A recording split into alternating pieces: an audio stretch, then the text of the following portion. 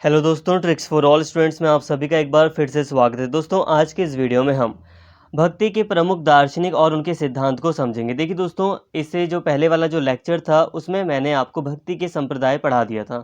Actually आपका एक chapter है जिसका नाम है भक्ति के प्रमुख संप्रदाय और उनके सिद्धांत। तो भक्ति के प्रमुख संप्रदायों को हमने फर्स्ट लेक्चर में देख लिया था और आज जो सेकेंड लेक्चर है इसमें हम भक्ति के प्रमुख दार्शनिक यानी कि आचार्यों और उनके द्वारा जो सिद्धांत दिए गए हैं इनको काफ़ी डिटेल में कवर करेंगे, इनको समझेंगे। देखिए, सारी बातें आपको तभी समझ में आएंगी जब आप वीडियो को पूरा देखेंगे तभी आपको सारी चीज़ें समझ में आएंगी। अदरवाइज़ ये चीज़ें डिफ़िकल्ट है, स्टार्टिंग में लगेगा आपको कि आपको तो कुछ समझ आ ही नहीं रहा। तो प्लीज़ पूरा वीडियो देखिए ताकि आपको पूरी समझ आए, सारी चीज़ें आप समझ सकें। प्लीज़ पूरी वीडियो देखें। तो चलिए बिना देरी किए अपनी वीडियो को शुरू करते हैं। सबसे पहले हम बात कर रहे हैं शंकराचार्य की। ठीक है, आप शंकराचार्य कौन थे इनको थोड़ा सा देख लेते हैं। यहाँ पे पहले मैं रीड करूँगा फिर आपको समझाऊँगा। प्लीज़ यहाँ पे फोकस करें। शंकराचार्य का जो जन्म है वो दक्षिण में मालाबार प्रदेश में मालाबार नदी के किनारे कलादी नामक स्थान पर हुआ था। वे नंबूदरी ब्राह्मण थे। उनके पिता का नाम शिवगुरु और माता का नाम आर्यांबा था। देखिए दोस्तों, जो शंकराचार्य थे उनका जन्म दक्षिण भारत में हुआ था। दक्षिण भारत में कहाँ पर हुआ था? मालाबार तट यानी कि केरल में। ठीक है, मालाबार हम किसे कहते हैं? जो केरल वगैरह का जो एरिया है उसे यह मालाबार प्रदेश कहते हैं। तो मालाबार प्रदेश यानी कि केरल में इनका जन्म हुआ था। अब यहाँ पर एक चीज़ आ रही है, नंबूदरी ब्राह्मण। तो नंबूदरी ब्राह्मण का मतलब है कि ये जैसे ब्राह्मण है तो उनमें भी कई सारी जातियां होती हैं। तो जो मलयाली ब्राह्मण होते हैं उनको नंबूदरी कहा जाता है। तो इनका जो जन्म है वो मालाबार में ही हुआ था और ये कौन थे? मलयाली ब्राह्मण ही थे शंकराचार्य। इसीलिए इनको नंबूदरी ब्राह्मण भी कहा जाता है। तो यहाँ तक आपको सारी बातें क्लियर होंगी। दर्शन के क्षेत्र में उनका बहुत प्रभाव था। उन्होंने अनेक स्थानों पर मठों की स्थापना की। उन्होंने स्त्रियों को छोड़कर सभी को संन्यास की दीक्षा दी। जाति पाति की प्रथा में उनका विश्वास नहीं था। उनका सिद्धांत अद्वैतवाद है। वे ब्रह्म और जीव को एक मानते हैं। अब यहाँ पे कुछ महत्वपूर्ण बातें हैं। देखिए, दर्शन यानी कि जो फिलॉसफी का जो एरिया है, अब भगवान के कॉन्टेक्स्ट में इन्होंने बहुत सारी फिलॉसफी दी है, बहुत सारे सिद्धांत इन्होंने दिए हैं भक्ति के कॉन्टेक्स्ट में। ठीक है, और इन्होंने कई सारे मठों की स्थापना की है। इसके अलावा उन्होंने, ये जो शंकराचार्य थे, इन्होंने सभी को संन्यास लेने की दीक्षा दी है या शिक्षा दी है स्त्रियों को छोड़कर। देखिए दोस्तों, जब हम शंकराचार्य की बात करते हैं तो अद्वैतवाद का सिद्धांत हमारे मन में जरूर आता है। आपके मन में अभी नहीं आ रहा क्योंकि आपने आई थिंक इनको इतना नहीं पढ़ा होगा, लेकिन अद्वैतवाद का सिद्धांत शंकराचार्य से बहुत ही गहराई से जुड़ा हुआ है। इसके अंतर्गत ये ब्रह्म और जीव दोनों को एक मानते हैं। अब ये ब्रह्म का क्या मतलब है, जीव का क्या मतलब है, अद्वैतवाद का क्या मतलब है, ये सारी चीज़ें अभी मैं आगे क्लियर करूँगा। आचार्य शंकर ने 32 वर्ष की अल्प आयु में ही लगभग 272 ग्रंथों की रचना की। उनमें ब्रह्मसूत्र का भाष्य, एक बुक है, ब्रह्मसूत्र का भाष्य एक ग्रंथ है, तो ये बहुत अधिक प्रमुख और प्रसिद्ध है। उनके सिद्धांतों का विपुल विस्तार है, परंतु उनका कुछ संक्षेप सार ध्यान देने योग्य है। अब देखिए दोस्तों, आचार्य शंकर ने कई सारे ग्रंथ लिखे हैं। ठीक है, कई सारे ग्रंथ लिखे हैं और इसीलिए कहा गया है यहाँ पर कि उन्होंने जो सिद्धांत दिए हैं वो बहुत ही ज़्यादा विस्तृत हैं। वो उनका जो विपुल है यानी कि जो सिद्धांत है वो बहुत सारे हैं। लेकिन यहाँ पर अभी आप कुछ संक्षेप में कुछ सिद्धांतों पर को यहाँ पर आप समझेंगे जो ज़रूरी है। तो यहाँ तक कुछ खास मैंने आपको नहीं समझाया, जितना यहाँ पे बताया गया था वो नॉर्मल मैंने आपको बातें बता दी। ये बातें आप माइंड में याद रखें तो बहुत अच्छा होगा। अब हम आगे बढ़ रहे हैं। देखिए दोस्तों, अब हम सबसे पहले अद्वैतवाद को समझ लेते हैं कि आखिर अद्वैतवाद का मतलब क्या होता है। ये इंपॉर्टेंट टॉपिक है। अगर हम इसे अभी समझ लेंगे तो काफ़ी बेटर तरीके से हम शंकराचार्य के सिद्धांतों को समझ पाएंगे। तो चलिए सबसे पहले हम इसकी बात कर लेते हैं। अद्वैतवाद वेदांत का वह सिद्धांत है जिसमें आत्मा और परमात्मा को एक माना जाता है और ब्रह्म के सिवा बाकी सब वस्तुओं या तत्वों की सत्ता अवास्तविक या असत्य मानी जाती है। देखिए दोस्तों, अद्वैतवाद क्या है? अद्वैतवाद वैसा सिद्धांत है, ऐसा सिद्धांत है जिसमें आत्मा और परमात्मा को एक माना जाता है। मतलब हमारी हम क्या है? हम जीव हैं, हम इंसान है ना, तो हम एक जीवित प्राणी हैं। तो हमारे अंदर जो आत्मा है या जो हम हैं और जो भगवान है, जो परमात्मा है, दोनों एक हैं। अद्वैतवाद क्या कहता है? दोनों अलग अलग दिखाई दे रहे हैं बट दोनों एक ही हैं। अद्वैतवाद ये मानता है। ठीक है, अद्वैतवाद मानता है कि जो भ्रम है, भ्रम मतलब क्या होता है? देखिए दोस्तों, भ्रम मतलब आप एक तरह से ईश्वर समझ लीजिए, ठीक है। भ्रम मतलब है सब कुछ। अभी आप इसे समझेंगे, अभी बस आप ये समझिए कि सब कुछ, ठीक है, भगवान, ईश्वर। तो भ्रम के सिवा बाकी सब वस्तुओं तथा तत्वों की सत्ता अवास्तविक है। मतलब कि जो है वो बस भ्रम है, बाकी जो भी सत्ता है, जो भी सरकार है, वो कुछ नहीं है, ठीक है। सब कुछ भ्रम, जो भ्रम है वही है। अब अद्वैतवाद अभी नहीं समझ में आया तो देखिए दोस्तों, अब अद्वैतवाद को अगर हमें सही से समझना है तो हम तब बेटर तरीके से समझ पाएंगे जब हम द्वैतवाद और अद्वैतवाद के अंतर को समझेंगे। देखिए, अद्वैतवाद को समझने के लिए मैंने यहाँ पर थोड़ा सा दोनों के ही बीच अंतर को बताया है कि द्वैतवाद क्या होता है और अद्वैतवाद क्या होता है, तो काफ़ी बेटर तरीके से सारी बातें हमें समझ में आएंगी। कोई कहे कि एक ही सिक्का है लेकिन उसकी दो सतहें हैं, तो वो अद्वैत हो गया, ठीक है। मतलब एक व्यक्ति है जो कहता है कि एक सिक्का है, ठीक है, उसके दो पहलू हैं, ठीक है, एक हेड एक टेल, मतलब एक सिक्के के दो पहलू, तो सिक्का तो एक ही है ना। तो जब कोई कहता है कि सिक्का एक है तो वो होता है अद्वैतवाद, ठीक है। लेकिन कोई कहे कि नहीं, एक चित्त है और एक पट है, यानी कि चित्त और पट दोनों बिल्कुल अलग अलग दिशाओं में हैं, तो दोनों एक कैसे हो सकते हैं, तो वो द्वैत का सिद्धांत हो गया। अब यही समझिए, जो द्वैतवाद है वो कहता है एक नहीं दो हैं, ठीक है। वो क्या कहता है? दो हैं। जैसे कि एक सिक्के को लेकर एग्जाम्पल दिया गया है, तो द्वैतवाद कहेगा कि एक जो सिक्का है उसकी दो अलग अलग दिशाएं हैं, तो वो एक नहीं हो सकता। और अगर जो कोई व्यक्ति कहेगा ये सिक्का एक ही है, बस उसकी दो सतहें हमें दिखाई दे रही हैं, तो वो अद्वैत हुआ। इसे थोड़ा और समझते हैं।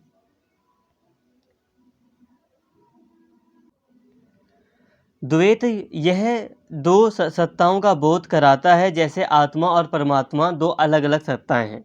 अद्वैत दो ना हो, अर्थात एक सत्ता में विश्वास करना, जैसे जीव भ्रम या जीव ही भ्रम है। देखिए दोस्तों, जो द्वैतवाद है ना, वो दो सत्ताओं में विश्वास करता है। वो कहता है दो चीज़ें हैं, जो आत्मा है और जो परमात्मा है वो दोनों अलग अलग हैं, ठीक है। ये कहता है आत्मा और परमात्मा दोनों अलग अलग है। लेकिन जो अद्वैतवाद है, अद्वैतवाद जो अद्वैतवाद है वो आत्मा और परमात्मा को एक ही मानता है।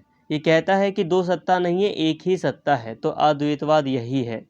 अद्वैतवाद कहता है जो भ्रम है और जो जीव है वो एक ही है। जैसे कि हम इंसान हैं, हमारे अंदर जो आत्मा है या जो हम हैं वो भगवान का ही एक रूप है, या जो भगवान है वो हम में समाये हैं। तो जब ऐसा विचार आता है तो ये अद्वैतवाद होता है, ठीक है।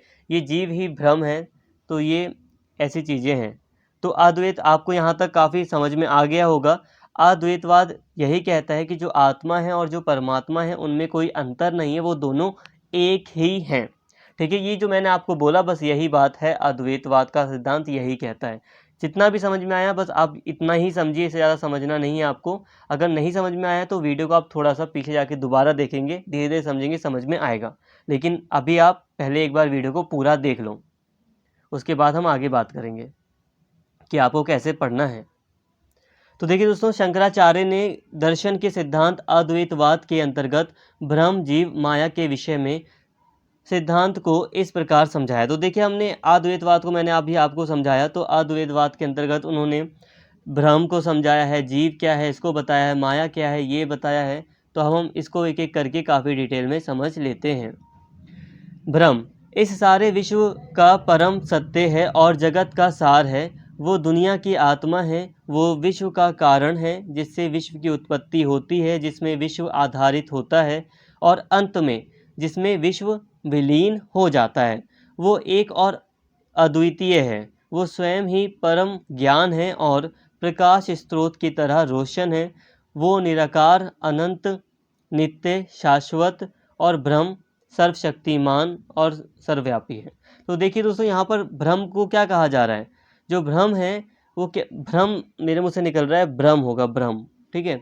तो जो ब्रह्म है मतलब एक तरह से आप इसे ईश्वर समझिए, कि कहा जाता है कि जो ब्रह्म है वही अपने आप में सब कुछ है, वही विश्व का परम सत्य है। अब इसे मैं ईश्वर कहकर आपको बस समझाने की कोशिश करता हूँ। ये जो भ्रम है वो कोई आप पर्टिकुलर कोई चीज़ नहीं जिसे आप कुछ कह सकें। आप बस ये समझ सकते हैं कि विश्व में जो कुछ भी सत्य है वही भ्रम है, ठीक है। विश्व की हकीकत जो चीज़ है वही ब्रह्म है। विश्व का जो सार है, मतलब पूरे विश्व की जो समरी है, जो तत्व है पूरे विश्व का, वो सब ब्रह्म है। ठीक है। विश्व की, दुनिया की जो आत्मा है वो ब्रह्म है। तो विश्व की उत्पत्ति ब्रह्म के कारण ही होती है। विश्व इसी के ऊपर आधारित है। और ये क्या है? ये शाश्वत है, ये हमेशा बना रहने वाला है, ये नित्य है, ये अनंत है, इसका कोई आकार नहीं है। ठीक है। ये रोशन है, ये परम ज्ञान है। तो भ्रम कोई एक ऐसी चीज़ है जिसकी जिसके जिसकी मतलब हम कल्पना भी नहीं कर सकते। जिसकी कल्पना नहीं कर सकते वो एक तरह का ईश्वर ही तो हुआ। तो आप इसे थोड़ा ईश्वर का नाम लेकर इसे समझने का प्रयास कीजिए। ठीक है, कि जो है सब ब्रह्म है। ब्रह्म ही सर्वशक्तिमान है और सर्वव्यापी है। शंकराचार्य के अद्वैत सिद्धांत के अनुसार ब्रह्म की ही सर्वोच्च सत्ता है। वो कहते हैं कि ब्रह्म की ही सत्ता सर्वोच्च है, सबसे बड़ी सत्ता उन्हीं के पास है और वो मतलब वही सब कुछ है। तो यहाँ तक आपको ब्रह्म का मतलब समझ में आया होगा। दोस्तों मैं समझा दूंगा आपको कैसे, कि आपको अगर कोई बात समझ नहीं आ रही तो कैसे समझना है, बस अभी आप पूरा वीडियो देखते रहिए। तो हमने यहाँ पे ब्रह्म को समझा, अब हम बात करते हैं जीव की। ब्रह्म में माया की शक्ति होती है जिसके कारण उसे ईश्वर कहते हैं।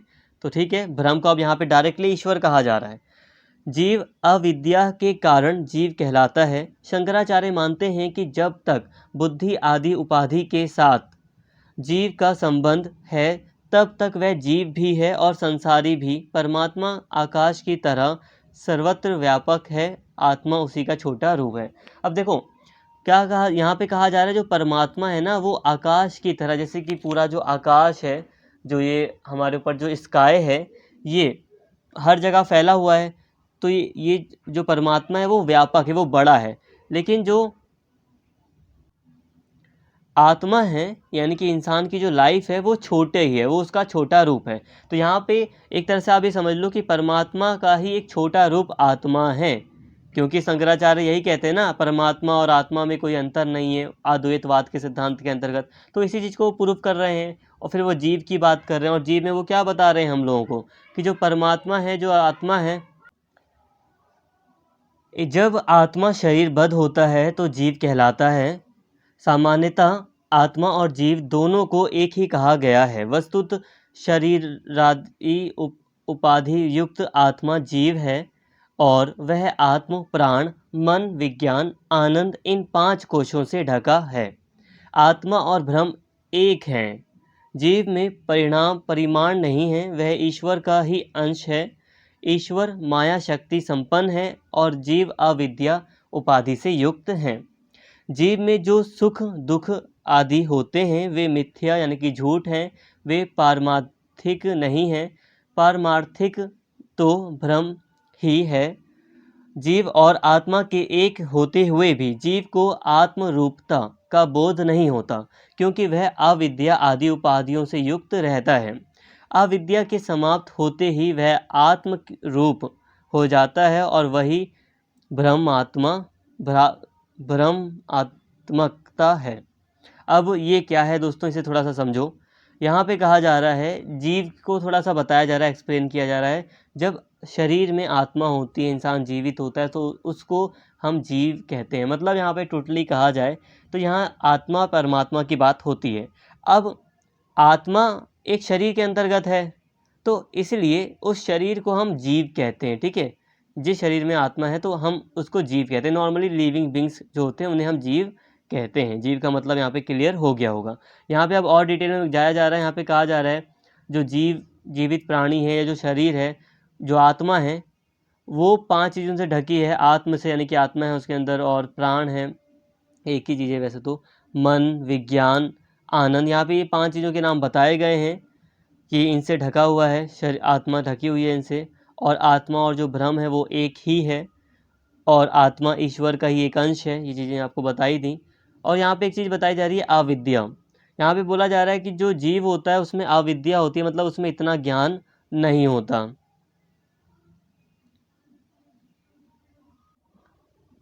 और यहाँ पर अगर आप ऊपर गौर करें तो यहाँ पे बताया भी गया है कि जीव अविद्या के कारण जीव कहलाता है। मतलब जीव जो लिविंग बींग्स है वो उनके अंदर अज्ञान है, अविद्या है, और इसीलिए उन्हें हम जीव कहते हैं, मतलब अगर उनके अंदर सारा ज़्यादा ही ज्ञान हो तो वो फिर परमात्मा भी हो सकते हैं ना, इसलिए यहाँ पे कहा गया कि जीव में अविद्या है, इसीलिए उनको जीव कहा जाता है। तो यहाँ पे आपको ब्रह्म का मतलब समझ में आ गया, आपको जीव का मतलब समझ में आ गया। अब हम आगे बढ़ रहे हैं, अब हम बात करते हैं माया की। अब माया क्या है इसको समझो। अविद्या को ही माया कहा गया है, अविद्या अज्ञान को ही माया कहा गया है। शंकराचार्य ने माया को इंद्रजाल कहा है। जैसे इंद्रजाल की सत्ता देखने वालों के लिए वस्तुत है नहीं, ऐसे ही इस नाम रूप वाले संसार की सत्ता अज्ञानियों के लिए है, परमात्मा के लिए नहीं। मतलब यह है कि जो यहाँ पर दोस्तों समझाया जा रहा है कि माया का जो मतलब है, माया का जो मतलब है वो क्या है? माया का मतलब है अविद्या। मतलब जो मनुष्य है उसके अंदर माया होती है, उसके अंदर ज्ञान नहीं होता। अगर ज्ञान होता तो वो परमात्मा होता ना।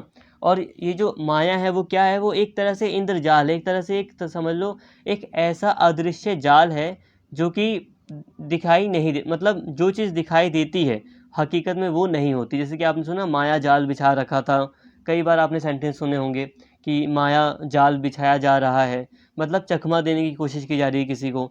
तो ये वही है, ठीक है। माया में क्या है? हकीकत नहीं होती, एक गलत फहमी, इंसान गलत, मतलब इंसान को गलत चीज़ें दिखती हैं। मतलब ये कि इंसान को दिख रहा है कि सबसे बड़ी चीज़ ये है, तो माया तो यही दिखाएगी कि इंसान के लगेगा कि कोई भी पर्टिकुलर चीज़ है, इंसान को लगेगा कि सबसे बड़ी चीज़ यही है। तो माया माया इंसान को यही चीज़ दिखाती है, लेकिन हकीकत में बड़ी चीज़ कोई और होगी। तो माया क्या है? एक तरह से अविद्या है, अज्ञान है। यहाँ जो संसार की जो सत्ता है, अब संसार में हम लोग, इंसान किसके पीछे भागता है? जो सत्ता है, जो सरकार है, उसके पीछे भागता है इंसान। तो इसी को अज्ञान कहा गया है, ठीक है। यही माया है इंसान के लिए, क्योंकि परमात्मा तो ज्ञानी है ना, परमात्मा के पास तो अविद्या नहीं है। इसीलिए यहाँ पे कहा गया कि जो संसार है वो अज्ञानियों के लिए ही बना है, इंसानों के लिए, जो जीव है उन्हीं के लिए ये संसार बना है, परमात्मा के लिए नहीं। ऐसा यहाँ पे माया के अंतर्गत बताया जा रहा है। अद्वैत सिद्धांत के अनुसार सत्य ही ब्रह्म है, जगत माया है। वैसे संसार की व्यवहारिक सत्ता है जो अज्ञान के कारण ही वास्तविक दिखती है। तो यहाँ पे यही है कि जो संसार की जो सत्ता है वो जीवित प्राणी को वास्तविक दिखती है, और जो कि हकीकत में सही या वास्तविक नहीं है। तो ये माया और अज्ञान के कारण ही होता है। तो दोस्तों यहाँ तक हमने माया को समझ लिया, ठीक है। तो हमने यहाँ पर शंकराचार्य को पूरी तरह कवर कर लिया। तो यहाँ तक आपको काफ़ी बेटर तरीके से सारी बातें क्लियर हो गई होंगी शंकराचार्य से संबंधित। अभी हमने सिर्फ एक दार्शनिक या एक आचार्य को पढ़ा है और उनके सिद्धांतों को पढ़ा है। अब हम आगे दूसरे आचार्य की बात करते हैं, दूसरे दार्शनिक की बात करते हैं। तो फ्रेंड्स यहाँ तक हमने शंकराचार्य को देख लिया, यहाँ तक हमने एक दार्शनिक, एक आचार्य को समझ लिया। अभी हमें बहुत सारे आचार्यों की बात करनी है। अब हम दूसरे आचार्य की बात करते हैं, जिनका नाम है रामानुजाचार्य। देखिए दोस्तों, रामानुजाचार्य को रामानुज भी कहते हैं, तो हम इस वीडियो में रामानुज कहेंगे या कभी रामानुजाचार्य कह देंगे, ठीक है, कोई दिक्कत नहीं होगी। आप अपने एग्जाम में भी इनका नाम रामानुजाचार्य भी लिख सकते हैं, रामानुज भी लिख सकते हैं, कोई दिक्कत नहीं है। इन्हें दोनों ही नामों से जाना जाता है। अब हम इनको समझ लेते हैं, थोड़ा सा जल्दी से इन्हें भी समझ लेते हैं। रामानुज का जन्म 1017 ईस्वी में श्री पेरू बुदूर नामक गांव में हुआ था, जो वर्तमान समय में तमिलनाडु में आता है। बचपन में उन्होंने कांची जाकर अपने गुरु यादव प्रकाश से वेदों की शिक्षा ली। रामानुजाचार्य अलवार संत यमुनाचार्य के प्रधान शिष्य थे। अलवार का नाम आप जानते हैं ना, अलवार न्यानार, जो शिव और विष्णु की पूजा करते थे, ये भक्ति आंदोलन थे ना, अलवार आंदोलन, नैनार आंदोलन। तो एक अलवार संत थे यमुनाचार्य, तो वो रामानुजाचार्य के शिक्षक थे, ठीक है, एक तरह से मतलब एक आचार्य थे इनके लिए। मैसूर के श्रीरंग से चलकर रामानुज शालिग्राम नामक स्थान पर रहने लगे। रामानुज ने उस क्षेत्र में 12 वर्ष तक वैष्णव धर्म का प्रचार किया। उसके बाद तो उन्होंने वैष्णव धर्म के प्रचार के लिए पूरे भारतवर्ष का ही भ्रमण किया। 1037 ईस्वी सन में 120 वर्ष की आयु पूर्ण कर वे ब्रह्मलीन यानी कि उनकी डेथ हुई। तो फ्रेंड्स, यहाँ तक हमने रामानुज के बारे में कुछ सामान्य बातों को जाना, जैसे कि उनका जन्म 1017 ईस्वी में हुआ था, उनके जन्म का ये स्थान था, और उनके जो गुरु थे यादव प्रकाश जी रहे थे। इसके अलावा अलवार संत यमुनाचार्य उनके एक प्रमुख गुरु थे। तो यहाँ तक अभी हमने कुछ सामान्य बातों को जाना, जिसमें हमने देखा कि उनकी जो मृत्यु थी वो 1137 ईस्वी में हुई थी, और उन्होंने 120 वर्ष की आयु तक अपना जीवन जिया था। देखिए दोस्तों, वैष्णव धर्म, यहाँ पर एक शब्द आ रहा है वैष्णव धर्म। वैष्णव धर्म का मतलब होता है विष्णु धर्म, ठीक है। देखो, शैव धर्म और विष्णु धर्म, ये दो धर्म प्रधान थे प्राचीन काल में, ठीक है। इसके बाद शक्ति धर्म आता है। शक्ति धर्म में माताएं वगैरह आती हैं, ठीक है, जो शक्ति से संबंधित माताएं हैं वो आती हैं शक्ति धर्म में। तो वैष्णव धर्म का मतलब यहाँ पे विष्णु धर्म है। यहाँ तक आपको सारी बातें समझ में आ गई होंगी। तो फ्रेंड्स, रामानुज ने काफ़ी लंबे समय तक, लगभग 12 वर्षों तक या उससे भी ज़्यादा समय तक वैष्णव धर्म का प्रचार किया था, ठीक है। विष्णु के जो मत थे, विष्णु धर्म से संबंधित जो बातें थी, उसको काफ़ी फैलाया था पूरे भारत में, ठीक है। तो यहाँ तक हमने कुछ सामान्य बातों को समझा। अब हम इनके मुख्य सिद्धांतों की बात करते हैं। तो रामानुजाचार्य विशिष्टता द्वैतवाद वेदांत के प्रवर्तक थे। वह ऐसे वैष्णव संत थे जिनका भक्ति परंपरा पर बहुत गहरा प्रभाव था। देखिए दोस्तों, रामानुजाचार्य ने विशिष्टता द्वैतवाद का एक सिद्धांत दिया है। विशिष्टता अद्वैत का सिद्धांत दिया है, काफ़ी इंपॉर्टेंट सिद्धांत है। अब हम इसको समझ लेते हैं। देखिए दोस्तों, रामानुजाचार्य के द्वारा एक बहुत बड़ा जो सिद्धांत दिया गया है वो है विशिष्टता द्वैत का सिद्धांत। तो इसे हमें प्रमुख रूप से समझना है। विशिष्ट प्लस अद्वैत से ये सिद्धांत बना है। आचार्य रामानुज का प्रतिपादित किया हुआ यह दार्शनिक मत है। इसके अनुसार यद्यपि जगत और जीवात्मा दोनों कार्यरत भ्रम से भिन्न हैं, फिर भी वे भ्रम से ही उद्भूत हैं और भ्रम से ही उसी प्रकार उसका संबंध है जैसा कि किरणों का सूर्य से है।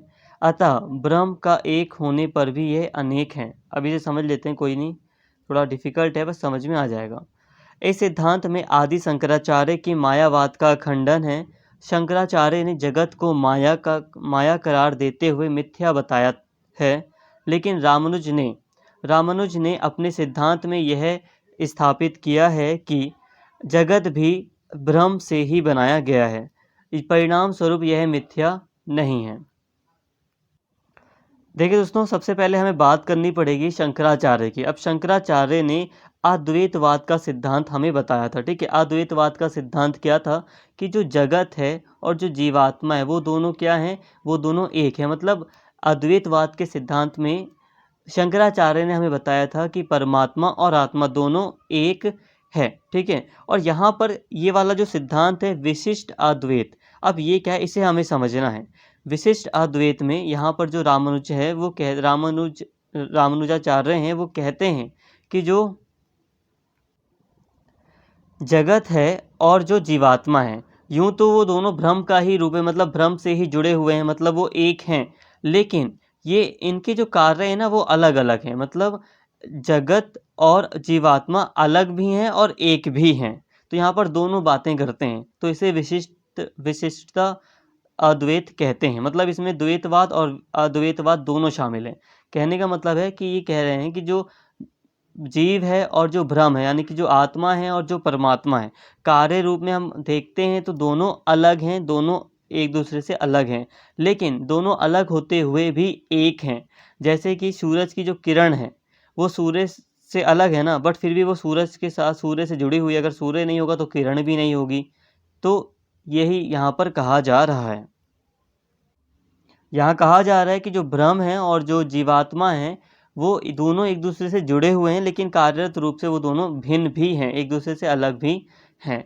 इसी सिद्धांत में आगे बात की जा रही है कि जो शंकराचार्य थे उन्होंने जगत को मायावाद कहा था, और माया कहा था जो जगत है वो माया है, ठीक है, वो सही नहीं है, वो गलत है, ये झूठ है। जगत में जितनी भी सत्ता है, जितनी भी शक्ति हमें दिखाई देती है, ये सब झूठ है। असली चीज़ ब्रह्म ही, ये जो परमात्मा है वही सब कुछ है। तो शंकराचार्य ने ब्रह्म को ही सब कुछ माना था। लेकिन जो ये रामानुजाचार्य हैं ये शंकराचार्य के मायावाद का खंडन करते हैं। वो कहते हैं मायावाद वगैरह कुछ नहीं है, ठीक है। ये जो जगत है वो माया नहीं है, जगत में भी हकीकत है, मिथ्या नहीं है ये। ये सारी चीज़ें रामानुज बताते हैं। तो इस तरह जगत भी भ्रम है, मतलब इन्होंने जगत को भी इम्पोर्टेंस दी है। शंकराचार्य ने क्या किया था कि जो ब्रह्म है यानी कि परमात्मा है, सिर्फ उन्हीं को इम्पोर्टेंस दी। जो कहा जगत है, जो यानी कि जो जीवन वगैरह है, जो धरती पर जो जीवन है, ये सब मोह माया है, ये सब कुछ नहीं है, असली रूप में ब्रह्म ही सब कुछ है। तो यहाँ पर जगत को शंकराचार्य ने इम्पोर्टेंस नहीं दी थी, लेकिन रामानुजाचार्य ने जगत को भी पूरी तरह महत्वपूर्ण माना है ब्रह्म की तरह। तो उन्होंने कहा ब्रह्म और जगत एक हैं, लेकिन दोनों का अपना महत्व है और दोनों के अलग अलग कार्य भी हैं। तो ये सारी बातें हम विशिष्टता अद्वैत के सिद्धांत में हम ये सारी चीज़ें देखते हैं। देखो दोस्तों, रामानुज, अब रामानुज को एक मैथमेटिशियन भी थे रामानुज, तो आप वो वाले रामानुज मत समझना। जैसे कि रामानुजन कॉलेज वगैरह है, तो वहाँ पर क्या हम देखते हैं कि वहाँ पर एक विद्वान है मैथ में, रामानुज। तो ये वाले रामानुजाचार्य अलग हैं उनसे, तो आप दोनों को एक मत समझ लेना। यहाँ तक उम्मीद करता हूँ सारी बातें आपको समझ में आई होंगी। अब हम बात करते हैं भक्ति पर रामानुजाचार्य के विचार। अब भक्ति को लेकर इनके क्या विचार थे, इसको देख लेते हैं। रामानुज के अनुसार भक्ति का अर्थ पूजा पाठ या कीर्तन भजन नहीं, बल्कि ध्यान करना है, ईश्वर की प्रार्थना करना है। इसी गहन भक्ति के तहत संत रामानुजाचार्य को माँ सरस्वती के दर्शन भी प्राप्त हुए थे। सामाजिक परिप्रेक्ष्य से रामानुजाचार्य ने भक्ति को जाति एवं वर्ग से पृथक तथा सभी के लिए संभव माना है। अब देखिए दोस्तों, जब हम इनकी भक्ति पर विचार को देखते हैं तो ये कहते हैं कि पूजा पाठ करना, यज्ञ वगैरह करना, भजन कीर्तन करना, ये भक्ति नहीं है। भक्ति क्या है? भक्ति है ध्यान लगाकर प्रभु का ध्यान करना या ईश्वर से प्रार्थना करना, यही भक्ति है। और इसी भक्ति के तहत कहा जाता है कि रामानुजाचार्य को सरस्वती माता के दर्शन भी प्राप्त हुए थे। सामाजिक परिप्रेक्ष्य का मतलब है समाज में रामानुजाचार्य ने भक्ति को जाति एवं वर्ग से पृथक कर दिया। इन्होंने कहा कि चाहे किसी भी जाति का व्यक्ति हो, उन सभी को भक्ति का अधिकार है। तो ये किसी स्पेसिफिक वर्ण के लिए नहीं था, भक्ति सभी के लिए थी, ये रामानुजाचार्य ने बताया है। तो रामानुजाचार्य ने यहाँ पर एक तरह से जातिवाद का भी खंडन किया। तो दोस्तों, यहाँ तक अभी हमने शंकराचार्य और रामानुजाचार्य को देख लिया। दोनों ही विद्वानों को हमने देखा और उनके सिद्धांत को हमने देख लिया है। अब ये जो टॉपिक है वो काफ़ी बड़ा हो सकता है, इसलिए हम जो दूसरे हमारे जैसे कि मध्वाचार्य, जो दूसरे दार्शनिक हैं, उनको हम अगले लेक्चर में कवर कर लेंगे। तो दोस्तों, उम्मीद करता हूँ यहाँ तक आपको सारी बातें समझ में आई होंगी। अगर आपको कोई भी डाउट लगता है तो यही कहूँगा कि एक बार आप वीडियो को थोड़ा थोड़ा करके दोबारा देखिए, समझिए, सारी चीज़ें आपको आसानी से क्लियर हो जाएंगी। फिर भी कोई डाउट है तो कमेंट करके ज़रूर बताएं। और अगर वीडियो आपको अच्छी लगी हो तो प्लीज़ चैनल को सब्सक्राइब कर लें, वीडियो को लाइक करें, शेयर करें। Thank you.